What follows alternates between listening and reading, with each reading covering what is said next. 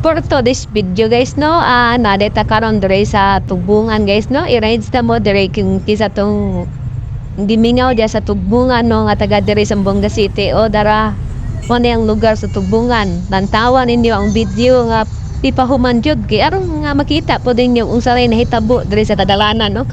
Pwat ka traffic kay nga area ning tugbongan no, mao pa ni siya ang pinakabibo nga barangay guys no sa matag mahapon guys. Daghang kayong baligya mga sinugba, fried chicken, klase-klaseng mga pagkaon nga lagmi kaay sa tanang kalibutan.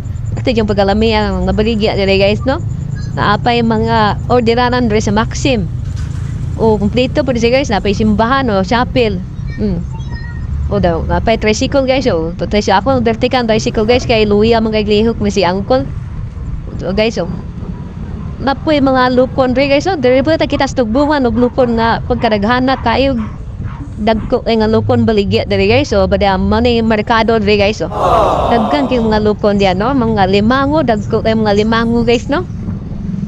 Shout out tayo sa dihay sa mga taga tugbungan guys no. Pero sa una guys no, kay taga tugbungan gud mi sa una dias dakat mi nagpuyo no.